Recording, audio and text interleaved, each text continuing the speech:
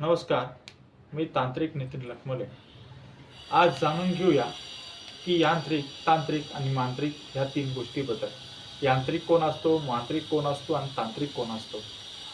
तर यांत्रिक जो असतो तो तावीज, गंडे, दोरे किंवा एखादं यंत्र तयार करून चांदीच्या किंवा तांब्याच्या पेटीमध्ये तो धारण करायला लावतो आणि त्याच्यापासून तुमची कोणती समस्या नष्ट होते, त्याला यांत्रिक म्हणतात।